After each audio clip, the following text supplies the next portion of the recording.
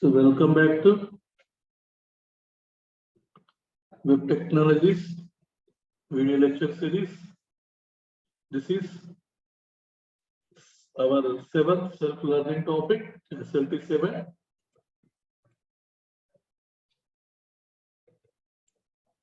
In this self-learning topic, we are going to learn the servlet life cycle in detail. Lecture outcome. After completion of this video lecture,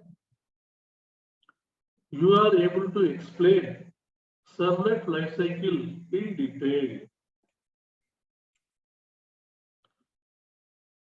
Yeah, this diagram shows servlet life cycle. During the lifetime of the servlets, it will pass through various states. Second, third, root. Here, this is one diagram. This shows entire life cycle of the servlets. Okay, in detail, we will discuss about each and every phase. During the lifetime of a servlet, it is going to pass through various phases. Each and every phase will be discussed in detail in this video lecture.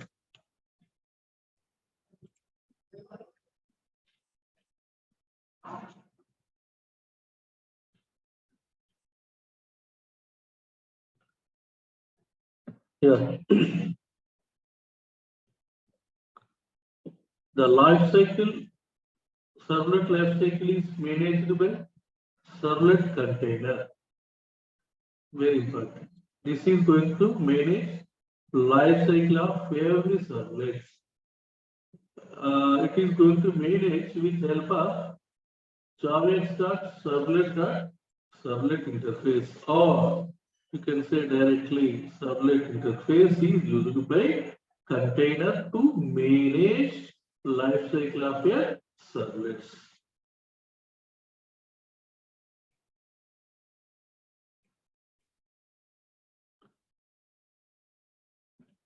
So we can define a servlet life cycle as a process from its creation to its destruction. Yeah, these are the various phases during the lifetime of a servlet. It is going to pass. First, we have to load a servlet. Next, we have to create a servlet instance. Third, we have to initialize the servlets. Next, handling the request, destroying the servlets. So we will discuss one by one in detail. This is about loading a servlets. How to load a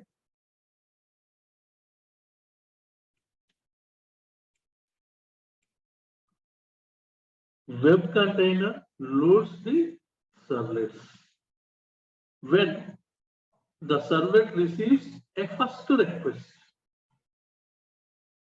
and this is executed only once during the lifetime of a servlets. Next, create a servlet instance. After loading the servlet, the web container creates servlet instance. Only one instance is created for a servlet, and all its concurrent requests and executed on same servlet instance. If a servlet receives, for example, 3 requests, okay, these 3 requests, we are going to create only one servlet instance. All these 3 requests are served by using this single servlet instance. This is the meaning of all concurrent requests are executed on the same servlet instance. Okay, initializing a servlet. After the servlet is instantiated successfully, we have to initialize the servlet object or servlet instance. So this is done by using init method.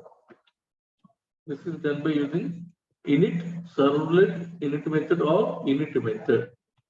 So we have to call this method to initialize a servlet. It is going to accept one parameter of servlet config.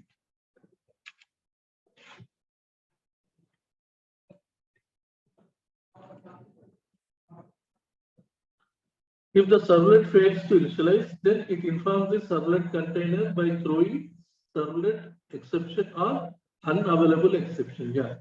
When this method is called, if it is unable to initialize a servlet, it throws an exception.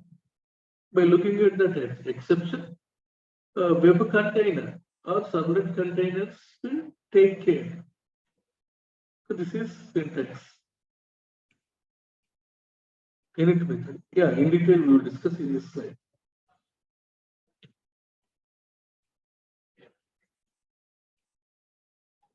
Init method. Yeah. Look back to. Yeah. Look at this init method.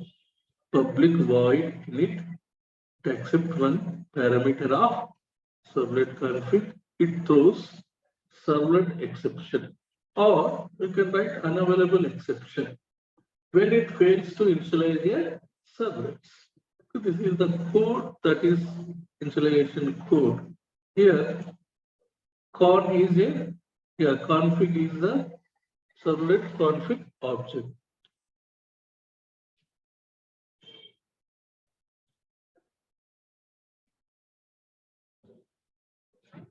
Next, init method.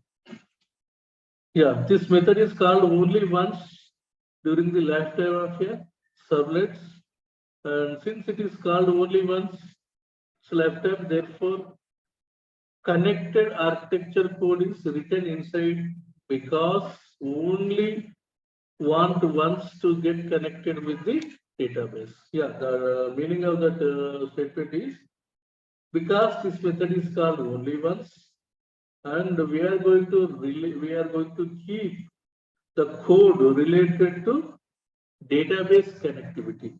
Why we are going to write the code related to this database connectivity in this method? Why? Because we want to connect only once.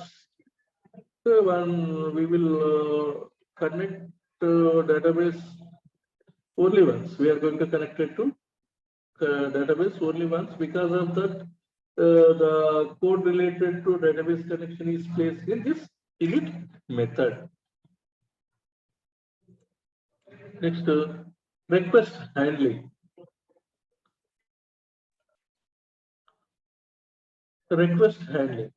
The servlet container performs the following operations when a servlet instance is located to service a request. Yeah, definitely the servlets are going to provide a service to the request. It is going to serve to a service request. First, the servlet container creates servlet request and servlet response objects. So whenever a servlet receives a request, the servlet container creates servlet request as well as servlet response object. If this is a HTTP request, then it creates HTTP servlet request object and HTTP servlet response. Yes. Request response. HTTP servlet response. So which are some type of servlet request and servlet response.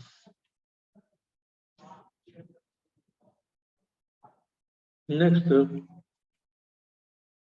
after creating the request and response object, The servlet container invokes service method by passing these two objects.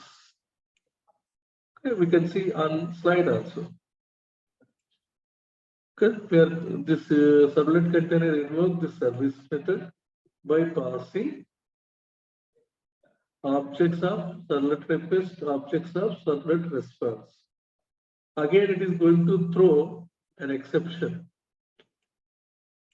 Okay, definitely, whenever it throws an exception, when it is unable to handle, then the servlet container takes alternative action.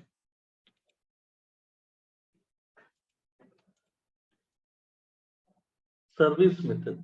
Yeah, we will discuss in detail about the service method.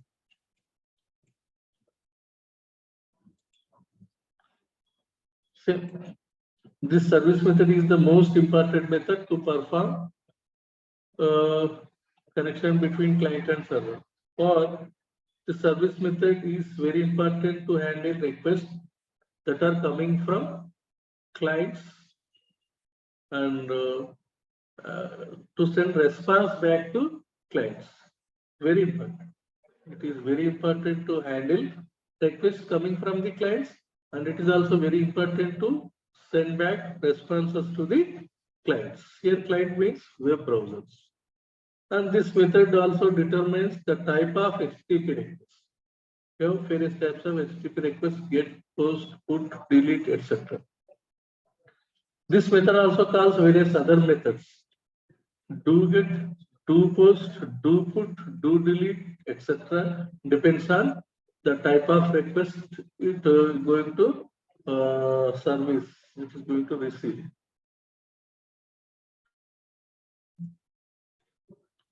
Next, this method accepts two parameters.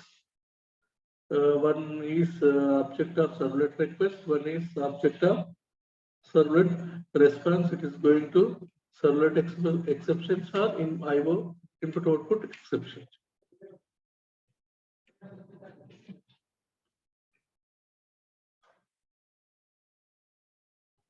Next, destroying